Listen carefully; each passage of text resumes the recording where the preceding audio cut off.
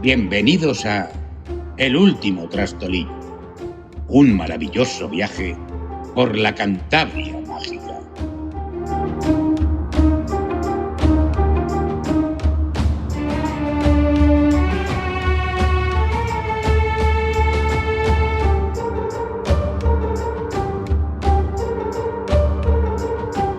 Episodio 1. En la antigua chimenea.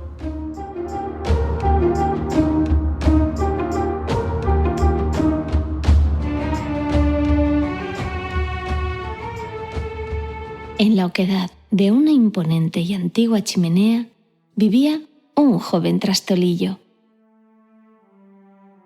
La estructura formaba parte de una vieja refinería que constaba de 2 chimeneas. Los trastolillos habían habitado una de ellas durante muchos años, aunque en la actualidad solo aquel joven y su abuela, la anciana Grimel, seguían viviendo allí. Era el trastolillo un ser de aspecto huesudo, con la piel negruzca como el hollín, no más alto que la hoja de un roble milenario. Sus ojos profundos, de un intenso color verde oscuro, eran capaces de hacerle ver con nitidez en la oscuridad y a largas distancias. Cubría su cuerpo con un trozo de tela de paño tintada de aliso, lo que le daba un característico color rojo. La ajustaba a su cintura mediante un modesto cinturón de esparto trenzado, y por debajo de esa vestimenta se podía intuir, surgiendo del espinazo, su pequeño apéndice caudal, tan característico de esta especie de duendes. No poseía aún sus 2 pequeños cuernos romos, puesto que estos florecen en la testuz de los trastolillos a partir de la pubertad, lo que en el caso de estas criaturas no llega antes de cumplir los 8 lustros de vida.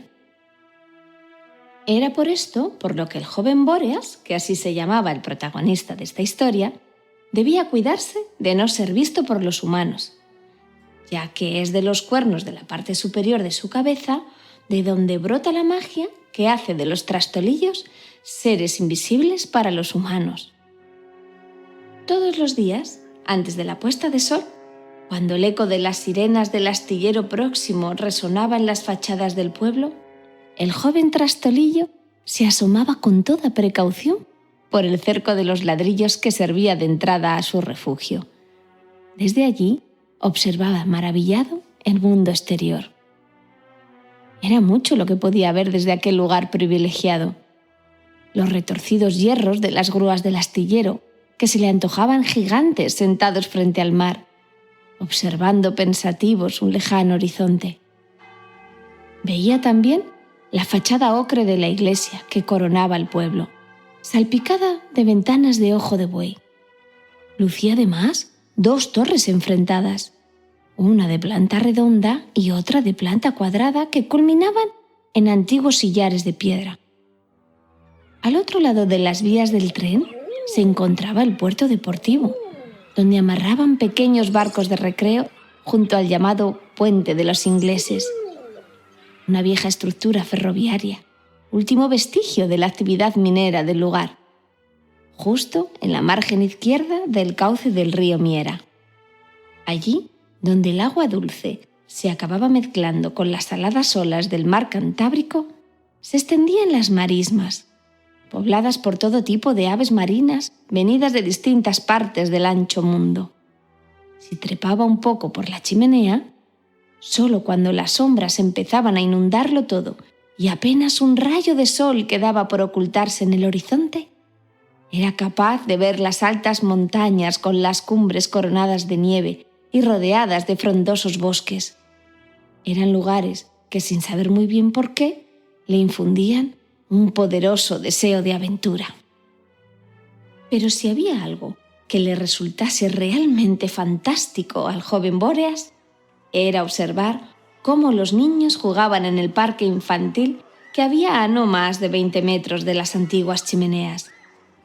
Apenas oculto de sus miradas por una pequeña arboleda de álamos blancos, avellanos y majestuosos abetos, se extendía aquel parque infantil en el que los humanos llevaban a jugar a sus pequeños retoños.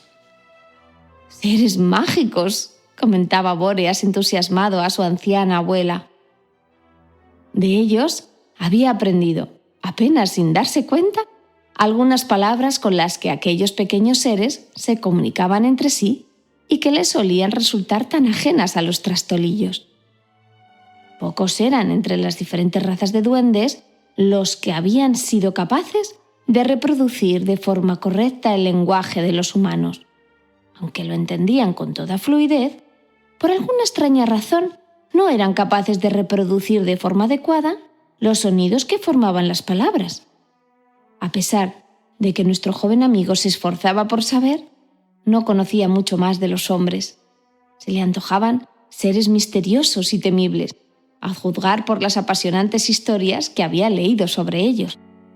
En la pequeña habitación que había a modo de biblioteca, en lo más profundo de la basa de aquella chimenea, los legajos de todo tipo se amontonaban en las estanterías y vitrinas, escondiendo multitud de historias.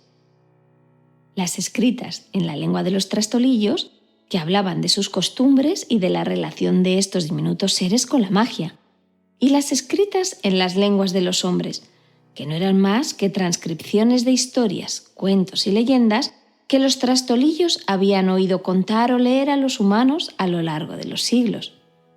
Fragmentos de la Ilíada, la Odisea, el Cantar del Mío Cid, la historia del hidalgo Don Quijote de la Mancha y muchos textos más se amontonaban en aquella estancia, esperando a ser leídos por la ávida voracidad de aquel lector que, privado de la libertad de salir al exterior cuando le viniese en gana, pasaba sus días enfrascado en aquellas apasionantes lecturas, oculto de la luz del sol e iluminado por una tímida vela. «Abuela, ¿por qué los humanos nos llaman duendes?», preguntaba Bóreas tras descubrir la definición en una de aquellas lecturas. «Es la forma que tienen ellos de nombrar todo aquello que no entienden pero intuyen que está relacionado con la magia. Los humanos son ajenos a la magia, tanto como nosotros a su lengua. En realidad, Bóreas, existen multitud de especies de seres mágicos, cada una con sus peculiaridades, aunque todas igual de importantes, pues de su existencia depende el equilibrio». «¿Cuándo seré capaz de entender el equilibrio?». «A su debido tiempo, niño, a su debido tiempo», le decía la anciana de forma calmada, esbozando una cálida sonrisa. Haciendo uso de su innegable sabiduría, la anciana Grimmail le enseñaba que en la vida todo tiene su momento exacto para suceder y que en ocasiones la impaciencia puede llevarnos a tomar decisiones precipitadas. Fue así, por una decisión precipitada y aparentemente inofensiva, cómo se desencadenaron los extraordinarios acontecimientos que sirven de inicio a nuestra historia y que cambiarían la apacible vida de nuestro joven trastolillo para siempre. Observaba Bóreas desde hacía varias semanas que en la chimenea contigua, coronada por un fino pararrayos de cobre, una corneja se apostaba de forma distraída un día sí y otro también. Caminaba el pajarraco de forma segura por el borde de la pared circular, con mal disimulado interés. Lo que en los primeros días le pareció una mera casualidad, fue convirtiendo poco a poco en algo sospechosamente habitual, hasta el punto en que llegó a tener la sensación de que el negruzco pájaro escondía oscuras intenciones para con él, tan oscuras como su oscuro plumaje. «Nunca una corneja se comió un trastolillo», aseveraba su abuela de forma divertida, haciéndole ver que no corría ningún peligro ante la presencia de aquel animal. Luego puntualizaba con gesto más serio: «Pero cuídate de los milanos, que son temibles cazadores y suelen confundir, vete tú a saber por qué, a los trastolillos con algunos roedores».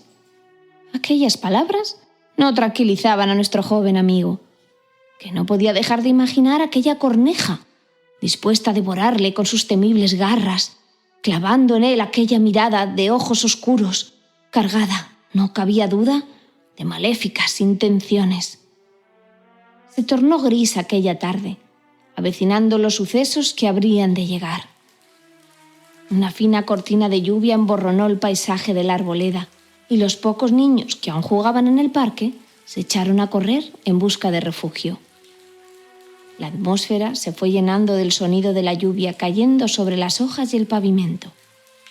Los árboles y los arbustos empezaron a ser mecidos por una suave y húmeda brisa. Bóreas, agazapado para no ser visto por la tenebrosa corneja, esperaba impaciente que echase a volar para poder salir a su gratificante rutina de contemplar el maravilloso paisaje. Fue el estruendo de una sirena del astillero lo que hizo que el misterioso animal agitase sus alas y saliera espantado. Asomó entonces su aguileña nariz el trastolillo. Inspiró profundamente el olor a tierra mojada, mezclado con el aroma provocado por las moléculas del aire al disgregarse y unirse al frescor mentolado del efluvio de los eucaliptos más próximos. Un vigor inusitado se apoderó de él en ese instante. Miró alrededor y, sabiéndose protegido por la mirada de los humanos por la incipiente cortina de lluvia, decidió aventurarse a lo largo del fuste, amarrando sus huesudos y largos dedos en las junturas del enladrillado. Trepó con decisión a lo alto de la chimenea, esperando disfrutar desde allí del maravilloso espectáculo que le brindaría aquella tarde de lluvia. Pocas veces había experimentado una sensación de libertad tal. Una vez en la corona, convencido de que nadie podía verle, extendió sus brazos como si fuera capaz de abrazarlo todo, sintiendo en su interior una sorprendente sensación renovadora. Inhaló aún con mayor intensidad todos los olores que le brindaba el instante. De pronto, una oscura sombra cubrió por completo su figura.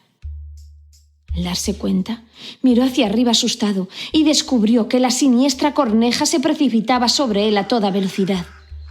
Corrió Bóreas, agitando los brazos con todas sus fuerzas y a la desesperada, tratando de evitar el ataque del negruzco pájaro, que si bien no le atacaba de forma directa, sí que le perseguía, graznando y aleteando con fuerza a su alrededor. Víctima del pavor y de la desesperación, incapaz de ver con claridad con la constante lluvia, se acercó peligrosamente al borde del enladrillado y allí, errando el cálculo de sus pasos, se precipitó al vacío. En su caída, aún tuvo el impulso de extender la mano derecha y, gracias a sus alargados dedos, encontró en el último instante el zuncho de metal que abraza el cuerpo de la chimenea. Tratando de recobrar la compostura, se agarró con mayor seguridad. Miró hacia arriba, observando cómo el maléfico pajarraco sobrevolaba la chimenea, buscando el lugar de su caída. Bóreas pegó su cuerpo a la pared todo lo que pudo para evitar ser visto. Mientras, la corneja, tras sobrevolarlo en un par de ocasiones sin ser capaz de identificarlo bajo la lluvia y la oscuridad creciente, soltó un fuerte graznido y desapareció del mismo modo en el que había aparecido. Pero en ese momento, ya no era aquel pájaro lo que le inquietaba a nuestro joven trastolillo. En el cielo, sobre las dos viejas chimeneas, una gigantesca y oscura tormenta se empezaba a remolinar a toda velocidad.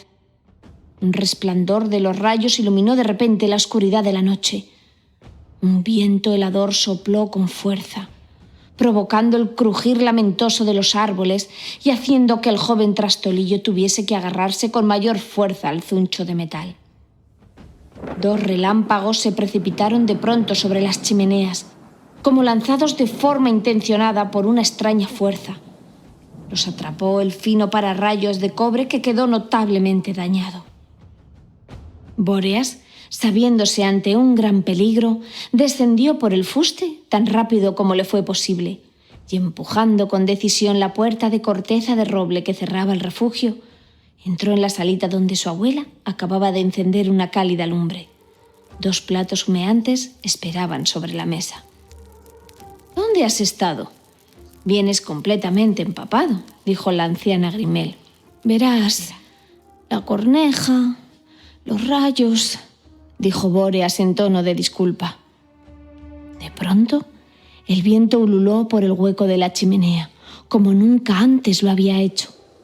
Su silbido retumbó en toda la estancia. El gesto de la anciana Grimel se tornó terriblemente sombrío. «Núberos», exclamó la anciana Trastolillo con el semblante desencajado. Bóreas, confundido, acudió junto a su abuela intentando abrazarla, pero ésta se desplomó súbitamente, tornándose su piel de un enfermizo color ceniciento.